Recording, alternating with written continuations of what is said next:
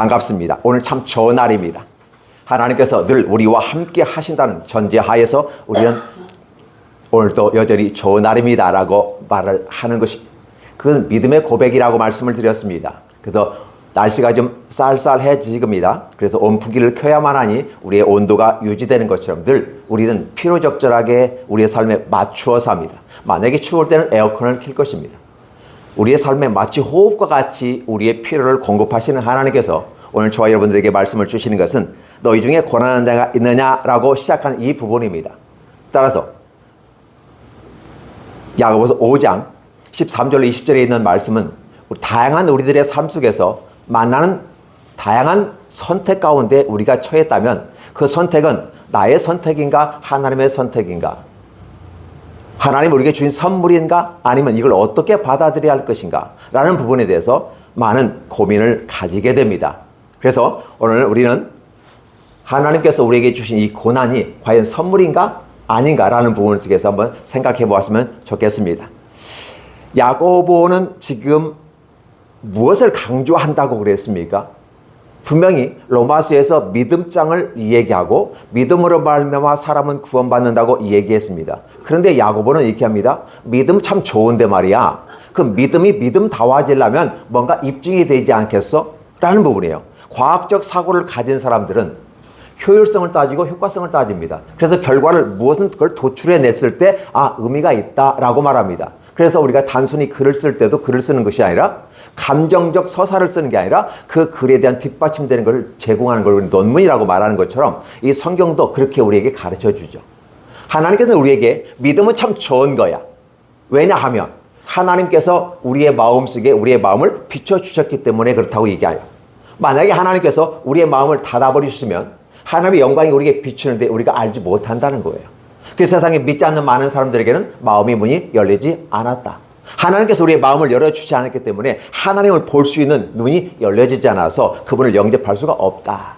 그래서 하나님께서 저와 여러분들에게 함께하며 우리들의 마음을 그분 스스로가 오셔서 열어주시는데 강제로 열어주시는 게 아니라 하나님이 우리의 마음에 감동을 주어서 그걸 열게끔 우리 스스로가 열게끔 기다려주시더라는 사실이죠.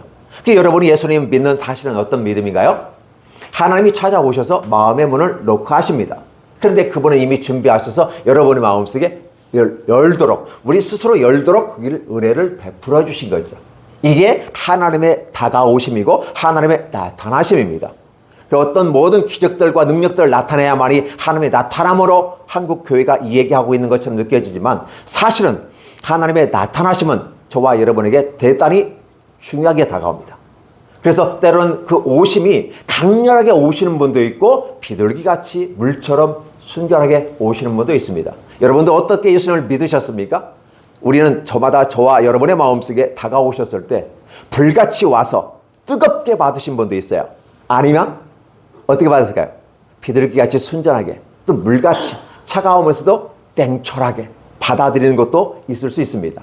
어떠한 방식으로 됐든 간에 그 사람의 모양에 맞춰 하나님은 다가오서 맞춤 서비스로 우리에게 구원을 주셨다는 겁니다. 그래서 우리가 받아들이는 상태를 믿음을 가졌다, 믿음을 받아들였다라는 표현을 썼습니다. 그리고 그 믿음 안에는 무엇이 담겨져 있을까요? 하나님의 사랑이 담겨졌다라는 거죠. 하나님은 보이지 않습니다. 그러나 역사 가운데 우리에게 보여주셨어요. 그럼 하나님도 자신의 삶을 입증을 해주는 겁니다. 어떻게? 내가 구약에서 모든 삶의 과정 속에서 너희와 어떻게 함께 하였는지를 바라보라. 그러면 그 우리에게 주신 하나님의 약속 중에 첫 번째 사건이 성막에 나오는 언약궤입니다. 그 언약궤 안에 뭐가 들어있다고 말씀드렸어요? 십계명, 두 돌판과 만나를 담은 항아리, 그다음에 아론의 쌍난지팡이가 들어있다고 합니다.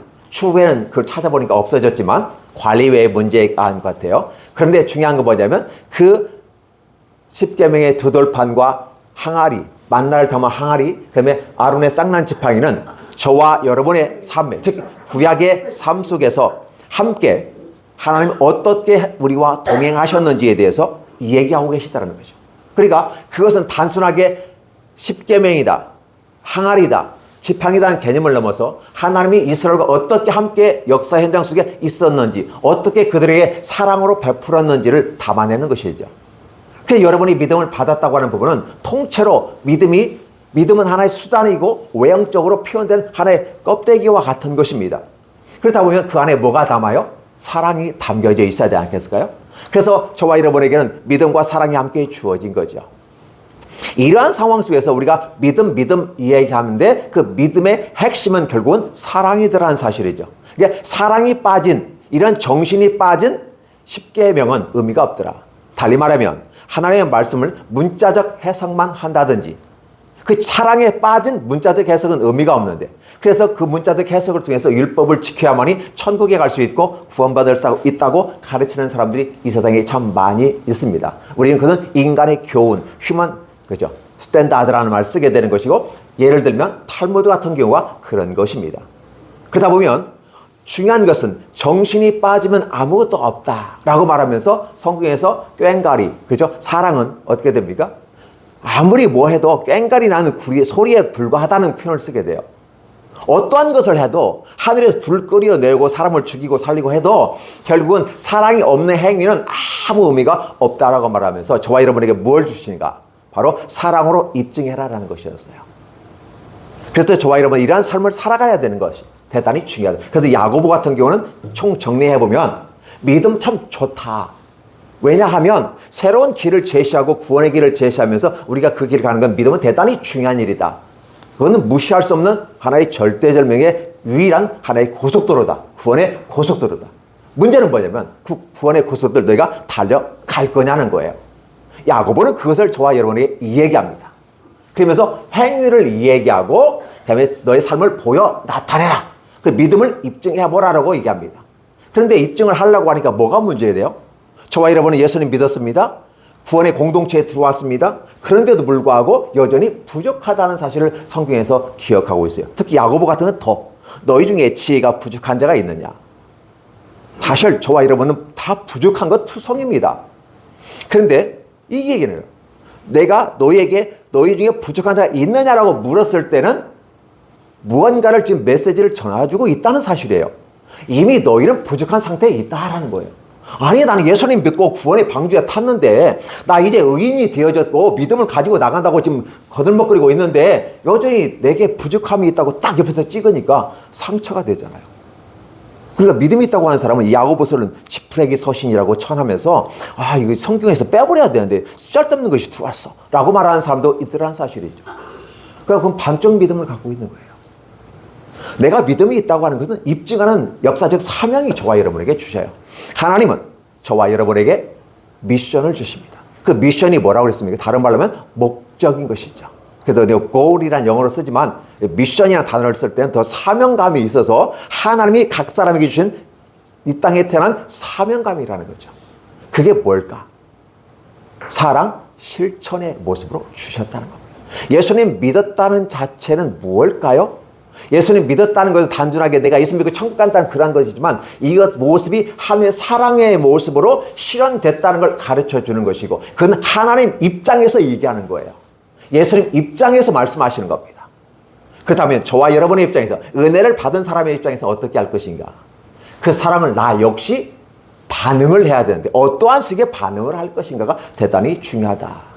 그런데 반응을 하려고 보니까 나는 믿음이 있다고 말했는데 실상 뚜껑을 열어보니까 아무것도 없어요. 그렇죠? 그러니까 이스라엘 사람들이 구약에서 바라보면 블레셋이 쳐들어왔을 때 그 군대를 이길 수 있는 것은 그때 당시 지역 신들의 어떤 싸움으로 보면서 언약궤를 가지고 가면 전쟁에 이길 거라고 생각했어요. 사실 언약궤를 가지고 가면 전쟁에서 이길 수밖에 없습니다. 그런데 왜 이길 수 있느냐는 거예요. 그들이 여호와를 바라고 전심으로 여호와께 찾고 나갈 때는 분명히 언약궤가 가는 족족이 이미 다 게임 끝나버린 것입니다. 그런데 그들이 하나님을 떠나면서 어려운 상황과 위기가 닥치니까 언약궤를 들고 나갔는데 전쟁에서 패했고 언약궤까지 빼앗겨버리는 사건을 여러분 구약 성경을 읽으면서 보셨을 겁니다. 어떤 느낌이었을까요? 왜 여호와의 언약궤를 빼앗기느냐? 하나님의 임재의 상징이었던 언약궤가 왜 뺏기는 일이 생기느냐? 하나님이 이스라엘을 버렸느냐고 여러분 얘기해 볼 수도 있을 것입니다. 그런데 빼앗겼다는 사실이죠. 무슨 말일까요? 언약궤는 하나님이 주신 선물이지만 그 선물 안에 사랑이 있어야 되고 하나님을 찾는 그 사랑, 여호와 중심의 그 사랑이 없다 한다면 아무것도 아니라고 해요. 하나의 괴짝에 불과하다라고 표현되는 것입니다. 따라서 저와 여러분의 마음속에는 가장 중요한 것은 이 사랑 실천을 어떻게 할 것이냐라고 굉장히 강조하고 있는 거죠. 그래서 야고보는 저와 여러분에게 그 사랑을 한번 실현해 보아라. 우리가 예수님을 믿었다고 하는 것은 이미 사랑이 임한 겁니다. 자, 기본적으로 인간의 사랑이 있어요. 내 안에 사랑이 있어요. 나를 잘해주는 사람은 나도 잘해줄 수가 있어. 나에게 해를 끼치는 사람은 나는 욕하고 싫어할 수 있어. 이건 인간의 기본입니다. 근데 이것 갖고는 완전한 사랑이라고 할 수는 없잖아요. 그렇기 때문에 사랑이라는 개념은 나를 싫어하고 나를 미워하는 사람조차도, 나를 떠나가는 사람조차도 감싸 안는 것이 사랑이라고 본다면 과연 우리의 사랑은 합리적인가? 과연 우리의 사랑으로 다른 사람을 사랑하고 천국에 보낼 수 있을까? 천만에 안 된다는 사실을 우리가 스스로 입증하는 것입니다. 그래서 하나님의 사랑이 우리에게 오니까, 그걸 우리는 다른 말로 말하면 성령이 충만해지니까 우리의 사랑이 다시 생겨나는 거죠. 우리의 삶의 동기부여가 뭡니까? 여러분, 왜 살아갑니까? 일반적인 이 땅을 살아가는 사람들은 경제가 있어야 된다. 인생 최대의 목표가 돈 버는 데 목적이 있어요. 그 돈을 벌기 위해서 인간은 모든 수단을 다 동원합니다. 때로는 사기 친다는 것까지 보여요. 따라서 영적인 사기까지 치는 이단 사이비들도 있습니다. 그래서 우리는 경제만 붙잡고 권력만 붙잡고 이 땅의 현상의 것만 붙잡고 있으면 행복하다라고 말하는 사람들에게 묻는 거예요. 너는 고난당한다고 생각하니? 혹시 고난당한 자가 있느냐? 아니, 너 지금 어렵고 힘들다고 느껴지니? 라고 묻는 거예요. 그러니까 이분들은 뭐예요? 내가 사기꾼이 되어서 사기치더라도 내가 돈을 잡고 경제권을 잡고 정권을 잡으면 얼마든지 나 당당해 줄 수 있어. 나 가난하지 않아. 나 불쌍하지 않아. 고난당하지 않아. 근데 그걸 잡아야만 행복하다고 말하는 사람은 뭔가 부족함을 느끼지 않을까요? 그것이 없기 때문에 그걸 잡아야 된다고 한다면 이미 그에게는 부족함이 있다고 스스로 자인하는 건 아닐까요? 오늘 저와 여러분들은 그 부분에 질문을 던져보는 것입니다. 고난 당하는 자가 있느냐는 거예요. 분명히 예수님 믿고 구원 공동체를 들어왔습니다. 교회에 들어왔습니다. 그런데 여기에서 고난 당하는 자가 있느냐는 거예요. 아니, 예수님 믿으면 행복하잖아요. 예수님 믿으면 영혼이 잘된 것 같이 범사가 잘되고 내가 강건하기를 원한다라고 축복하잖아요. 근데 예수님 믿는데 다 행복합니까? 아니라는 사실이죠. 반절은 맞고 반절은 틀리다고 제가 말씀을 일부에서 드린 바가 있습니다. 오늘 우리의 인생은 다양한 모습에 드러납니다. 즐거움의 길도 있고 슬픔의 길도 있습니다. 그래서 오늘 본문합니다. 고난당하는 자가 있느냐, 즐거워하는 자가 있느냐라고 표현해요. 우리의 삶은 어떻게 해요? 사실 즐거워하는 게 우리의 목적이에요. 예수님 왜 믿죠? 구원받기를 위해서. 원래 내가 이 땅에 행복한 삶을 살기 위해서. 철학자들도 말해요. 인간의 궁극적인 목적은 행복을 추구하는 데 있다고 합니다. 그리고 우리는 행복이라는 개념은 즐거워한다. 그죠? 어떻게 즐거워할 거냐? 그럼 그 즐거워하는 사람들에게 권하는 건 뭐냐면 너희가 부족함이 없다면 행복해라. 행복하라는 거예요. 그리고 뭐 하라는 거예요? 하나님을 찬양하라. 노래하라는 거예요. Sing songs of praise 이렇게 씁니다. 그러니까 이 프레이즈라는 말은 하나님께 되거든요. 우리가 할렐루야 했을 때도 이 할렐루야도 praise the Lord, 하나님을 찬양하십시오. 하나님을 찬양합니다. 이게 할렐루야 단어를 줄인 게 줄여서 말하는 게 바로 할렐루야입니까? praise the Lord라는 거예요. 하나님을 찬양합시다. 근데 그걸 찬양이 노래하라는 거예요. 그러면 노래라는 개념은 뭐게 할까요? 기도하라는 말입니다. 그래서 이 노래라는 이 곡조 있는 기도 이렇게 표현해요. 그래서 사실은 오늘 본문은 우리들의 삶에 대단히 중요한 것은 스스로 빈 것이, 부족한 것이 있는 것을 깨닫느냐라는 것이에요. 내가 부족한 것이 없다고 하면 즐거워할 겁니다. 행복할 겁니다. 첫째, 내가 돈이 있습니다. 경제 있습니다. 건강합니다. 내가 짝이 있습니다. 내 비전도 있습니다. 행복하지 않을까요? 그러면 즐거워해야 되죠. 근데 혼자 즐거워하는 게 아니라 하나님과 더불어 기뻐하고 즐거워하는 거예요. 사실 즐겁고 행복한, 우리가 잘 될 때, 성공할 때, 잘 나갈 때 더 조심해야 되는 이유가 여기 있는 것이죠. 이 모든 것들이 다 주님께서 저와 여러분에게 은혜 베푸셔서 하는 것이므로 굉장히 하나님과 기쁨며 그걸 찬양해야 되지 않을까요? 그러면 그분들은 이제 내버려 두지 않은 거예요. 왜? 이미 하나님과 잘 나가니까 굳이 문제가 없잖아요. 성경은 완벽해서 주는 게 아니라 부족하기 때문에 주셔요. 우리가 천상에서 성경이 필요할까요? 하지 않을까요? 천상에서는 말씀 자체가 필요 없습니다. 왜냐하면 예수 그리스도를 실체로 우리가 볼 수 있기 때문에. 예수 그리스도와 함께 있기 때문에. 성경은 누구의 말씀이죠? 그분의 말씀이고 그분의 사역이에요. 하나님이 우리를 어떻게 사랑하셨고 우리를 어떻게 이끌어가 왔는가. 그래서 우리는 하나님과 관계없는 부족한 삶을 살 때 고난당하고 있다는 사실을 얘기하면서, 그렇다면 이 고난당하는 자는 기도하라. 근데 이 기도하는 사람은 단순히 내가 부족하니까 채워주세요, 이것 주세요, 저것 주세요라고 말하는 게 기도가 아니라 진짜 내가 뭐가 부족한지를 깨달으라는 사실이에요.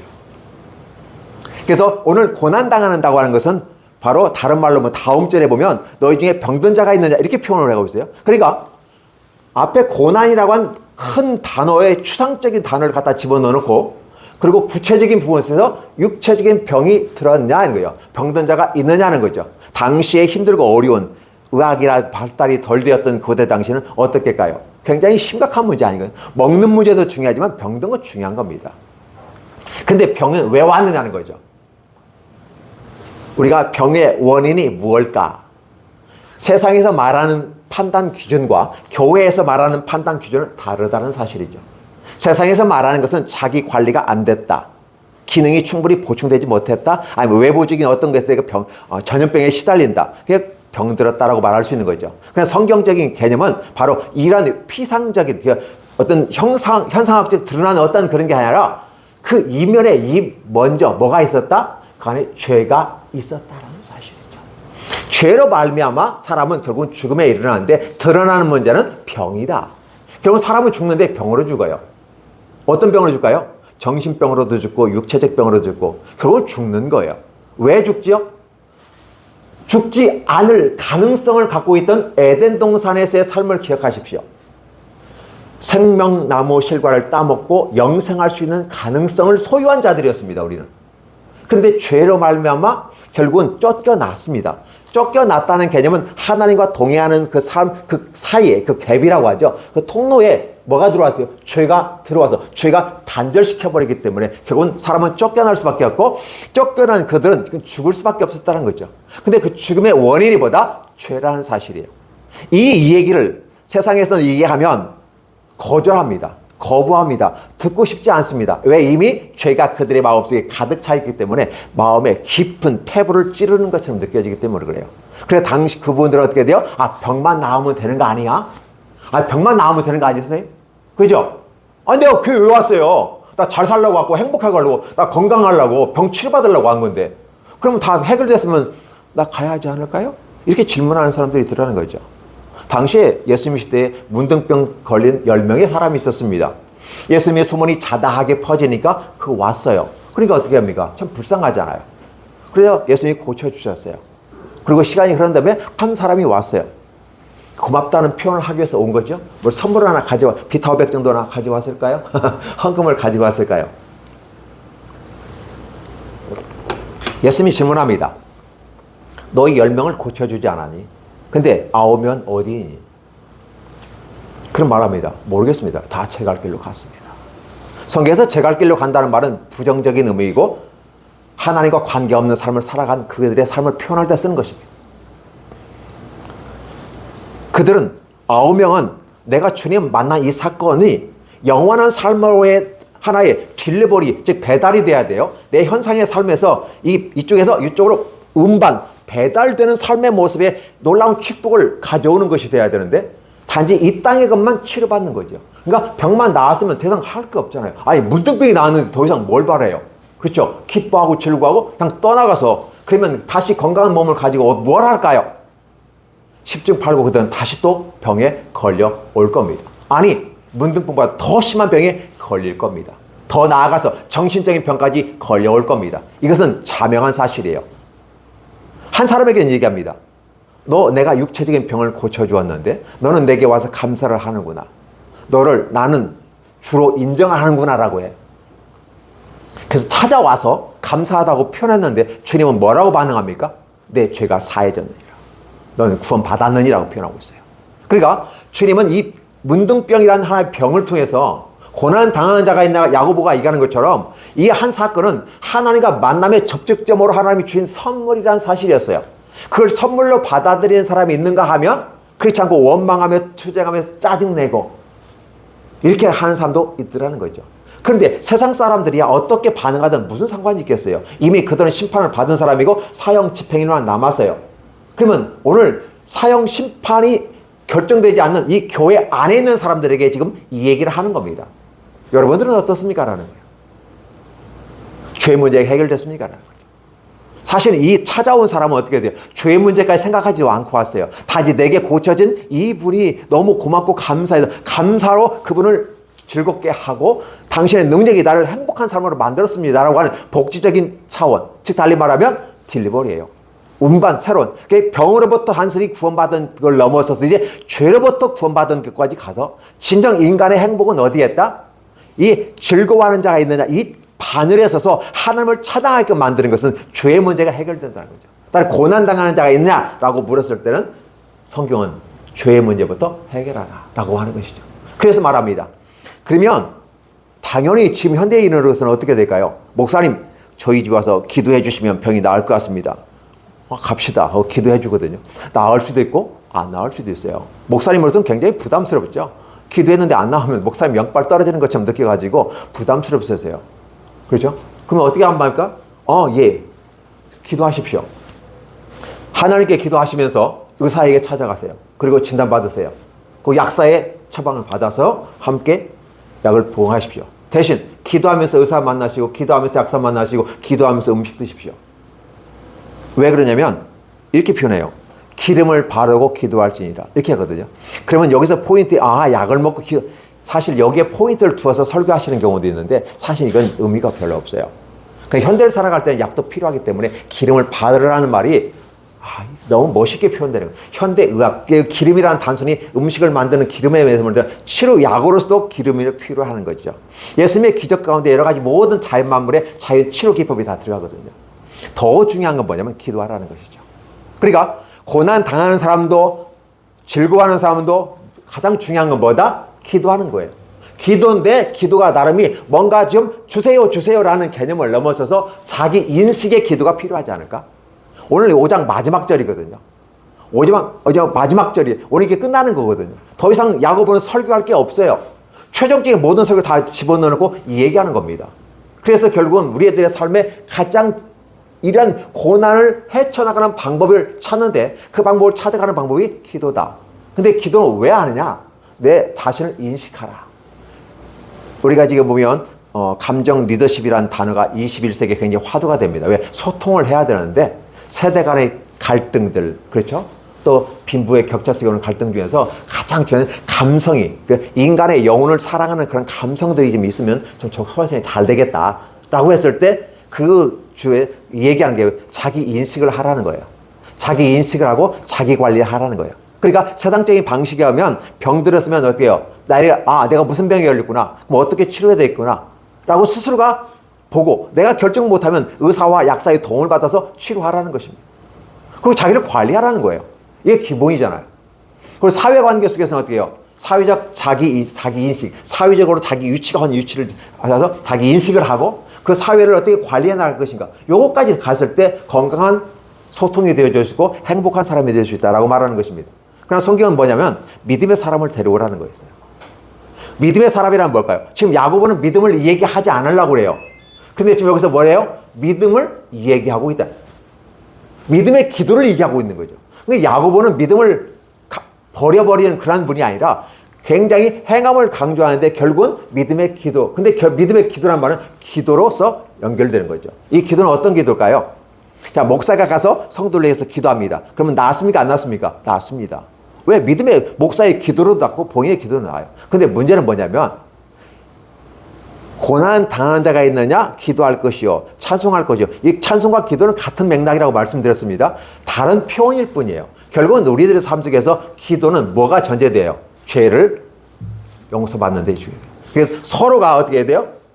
서로가 죄를 고백하고, 죄를 고백한다는 개념은 내가 인정했기 때문에 그분이 인정해 주시는 것에 대해서는 사해 주십니다. 달리 말하면 기도 받는 사람과 기도한 사람 둘 다 죄가 없어지는, 죄가 사해진 상태에서 합력해서 서로가 기도하게 되면 놀라운 역사가 나타나서 병도 치료되고 병을 넘어서서 영혼의 구원까지 받아서 완전한 구원에 이를 수도 있다.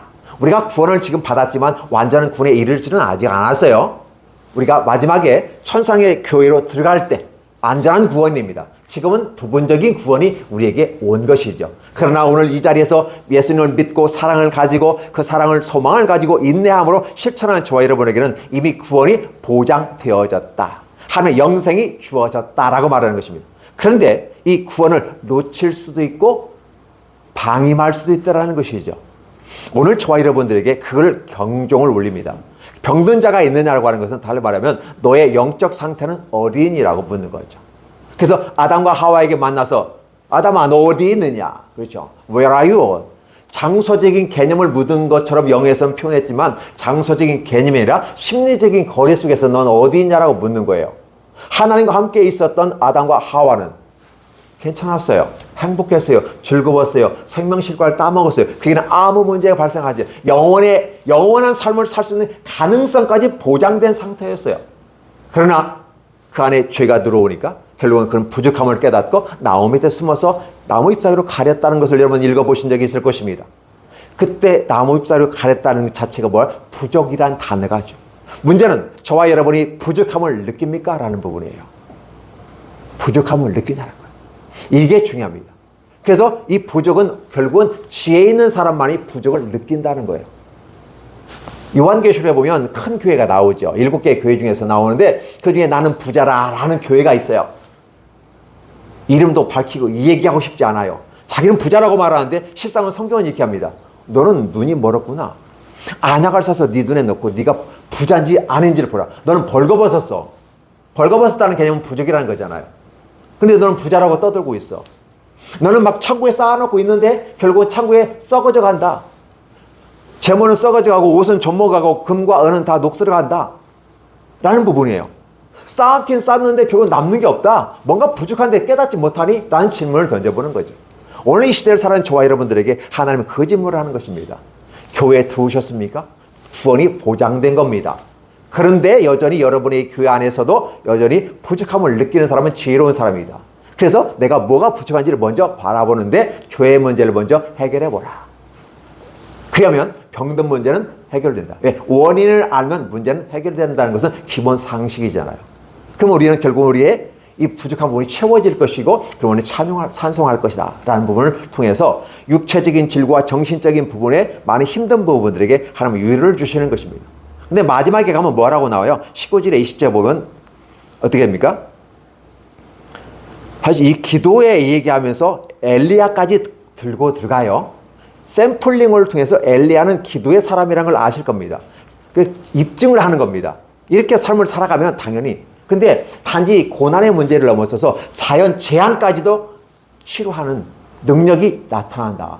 3년 반 동안 비가 오지 않기를 기도했더니 오지 않았고 기도했더니 근데 그제 비가 사실 빠진 것도 있잖아요. 하늘로서 불을 끓여오댔고 물을 부었고 그 물을 다 태워 말려버리는 역사까지 있었잖아요. 근데 그걸 싹 빼버리고 일단 기도해서 비가 왔고 기도하지 않으니까 비 안 왔다. 이런 표현을 쓰게 되면서 응답은 된다. 누구에게? 믿음의 사람에게. 라는 부분이에요. 이 역사가 오늘 저와 여러분이 없다고 느껴지면 지혜롭게 하나님께 구하라. 그분 후히 주시고 꾸짖지 아니한다라고 이야기하면서 마지막에 또 한번 이게 해주시는 거예요. 형제들아, 너희 중에 미혹된 자가 진리를 떠난 자가 혹시 있느냐라고 또 묻는 거예요. 그를 돌아서게 하라. 그러면 그 생명을 사망에서 생명으로 옮기게 되고 허다한 죄로부터 구원하게 될 거다. 우리는 되게 정신적인 합동측에서는 신학적인 의미를 이렇게 합니다. 육체와 영혼 이렇게 두 가지 이분설을 주장해요. 그런데 때로 이분설을 주장하지만 우리가 이해를 돕기 위해서 3분설을 가지고 설명할 수도 있습니다. 그러면 육체, 영혼, 혼, 영이거든요. 그러면 어떻게 돼요? 육체는 이미 고난당하는 자가 있느냐? 병든 자가 있느냐라고 했어요. 아울러 육체의 병만이 아니라 정신적인 병이 있어요. 혼의 문제예요. 정신병의 문제 가운데 있는 자들도 많이 있습니다. 근데 이제 그걸 넘어서 영적인 병든 사람이 있는 거예요. 그 말은 뭘까요? 이 정신의 혼란 속에서 아니면 미스로 말미암아 영혼에 미혹되어서 이단 사입에 빠져 있으면서도 그 안에서 이단 사입에 있으면서 행복하다고 말하는 사람은 어떨까요? 가장 불쌍한 사람들이죠. 자기가 지금 현재 어떠한 상태에 있는지도 모르고 자기가 부족함이 뭔지도 모르고 행복하다고 말하는 사람도 있어요. 그러니까 행복해서 행복한데 진짜 온전히 채워져서 행복한 사람이 있고, 부족한데도 깨닫지 못하고 행복하다고 말하면서 있는 사람들이 있더라는 거죠. 그렇기 때문에 중요한 것은 뭐냐면, 사랑 실천의 한 현장 속에서 이단 사이비에 있는 그런 자들도 돌아서게 한다면 하나님이 놀랍게 새벽별처럼 빛나게 해주시겠다. 결국은 뭐냐면, 누구든지 다 하나님의 자식인데 자신의 선택에 따라서 결국은 그 길 가더라. 하나님은 모든 사람이 구원받기를 원하는 만민 구원을 강조하고 있는데, 실제 인간의 삶에 보면 제한적으로 구원을 받게 되더라 라는 사실이죠. 그랬을 때 그 제한된 인원 밖에 있는 사람들은 어떻게 될까요? 믿지 않는 사람들이거나 아니면 공동체 안에 들어왔는데 여전히 여기에서 정통과 이단으로 나누어지는 상황에 있는 자들, 그들까지도 끌어오는 모습. 그러니까 야고보가 얼마나 사랑의 모습으로 얘기하는지 보시기 바랍니다.